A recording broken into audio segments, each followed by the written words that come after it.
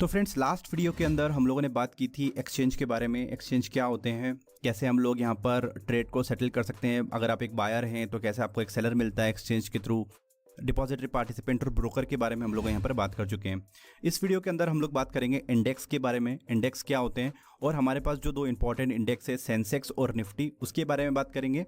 और अदर जो भी हमारे पास इंडाइसेस है, जैसे कि बैंक निफ्टी है, स्मॉल कैप इंडेक्स है, मिड कैप इंडेक्स है, आपका फार्मा इंडेक्स है, आईटी इंडेक्स है, कई सारे ऐसे इंडेक्स है, उनके बारे में बात करेंगे कि क्यों ये इंडेक्स बनाए जाते हैं और इनसे हम लोगों को क्या बेनिफिट मिलेगा, क्या इंपॉर्टेंट रोल है इंडेक्स का स्टॉक मार्केट के अंदर।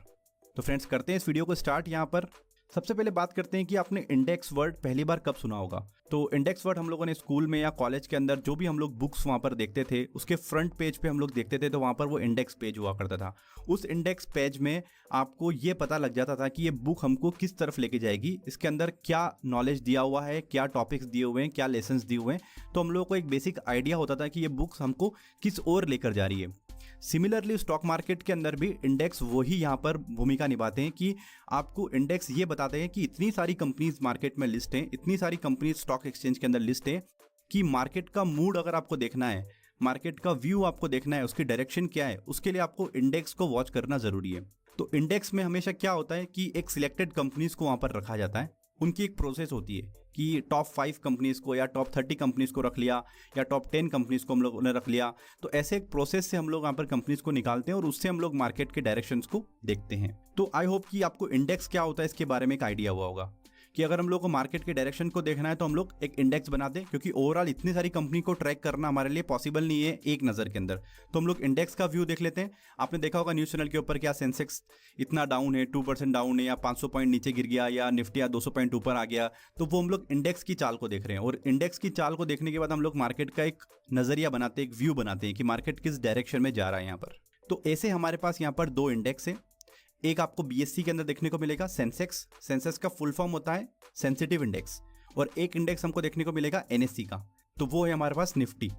निफ्टी का फुल फॉर्म अगर हम लोग देखें तो नेशनल 50।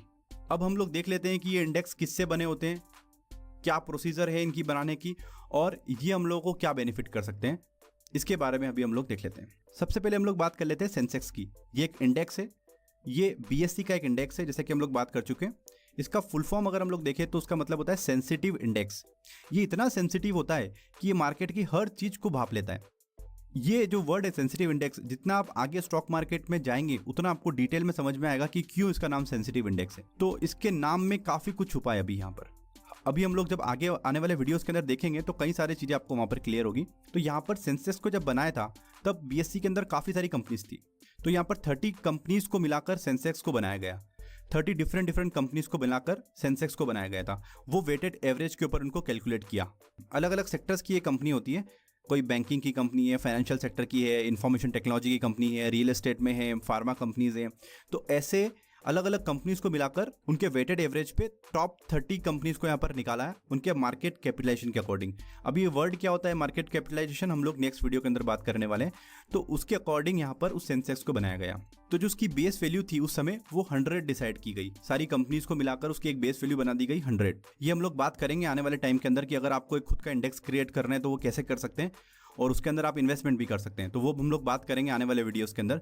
बट उसकी बेस वैल्यू उस समय 100 बनाई गई थी, जो कि आज आपको देखने को मिल रही है कि 35,000 36,000 चल रही है। तो वो आज कहां पर आ चुका है। तो उससे हम लोग को एक डायरेक्शन मालूम पड़ी कि इतने सालों में कितना रिटर्न सेंसेक्स ने यहाँ पर दिया है। अब जो इसके अंदर कंपनीज है वो ये डिसाइड कर लिया गया था कि टॉप 30 कंपनीज ही यहाँ पर रहेगी।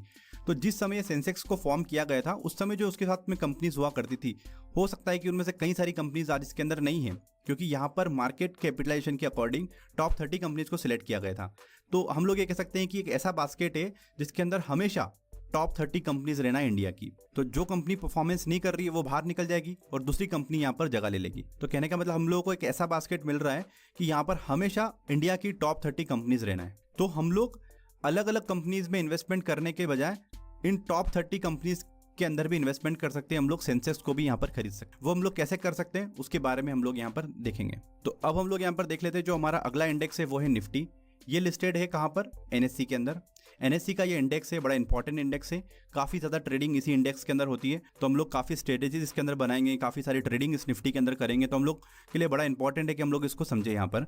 तो इसके अंदर इंस्टीट्यूट ऑफ की 30 कंपनीज के हम लोग यहाँ पर लेते हैं, यहाँ पर वेटेड एवरेज से 50 कंपनीज को अलग अलग सेक्टर्स के अंदर निकाला गया और उसके थ्रू यहाँ पर ये इंडेक्स बनाए।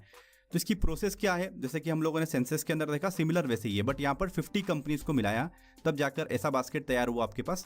तो कहने का मतलब निफ्टी अगर हम लोग बोलें तो एक ऐसा बास्केट है जहां पर इंडिया की टॉप 50 कंपनीज अलग अलग सेक्टर्स की रहती है। तो अगर हम लोगों को किसी कंपनी के ऊपर भरोसा नहीं आ रहा है कि एक कंपनी जीरो हो सकती है कभी भी, अगर हम लोग उसके साथ में इन्वेस्टमेंट करें तो हम लोग यहाँ पर निफ्टी को भी खरीद सकते हैं। यानी कि अगर हम लोग सिंगल शॉट बात करें तो हम लोगों ने टॉप 50 कंपनीज को एक साथ खरीद लिया, अगर हम लोग यहाँ पर निफ्टी खरीद रहे हैं तो वो कैसे खरीदेंगे उसके बारे में अभी हम लोग यहाँ पर बात करेंगे। तो एक ऐसा बास्केट तैयार हो गया जिसके अंदर हमेशा टॉप 50 कंपनीज रहेगी इंडिया की, वो भी अलग अलग सेक्टर्स की। तो ये एस्टेब्लिश हुआ था 1992 के अंदर। इसका जो बेस वैल्यू था वो था यहाँ पर 1000 से ये निफ्टी स्टार्ट हुआ था, जो कि आप देख रहे हैं अभी 11,300 11,400 के आसपास चल रहा है। तो इतना इसके अंदर वैल्यू यहाँ पर बढ़ चुकी है।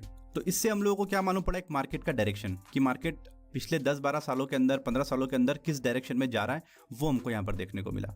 तो इंडेक्स एक बड़ा इंपॉर्टेंट रोल निभाते हैं।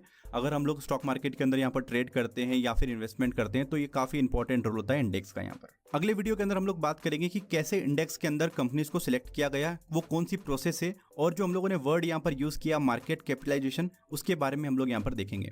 तो फ्रेंड्स अभी के लिए इस वीडियो के अंदर फिलहाल इतना ही। इस सीरीज के अगले वीडियो को देखने के लिए आप सब्सक्राइब कर सकते हैं हमारे यूट्यूब चैनल को। फ्रेंड्स मिलते हैं अगले वीडियो के अंदर, तब तक के लिए गुड बाय।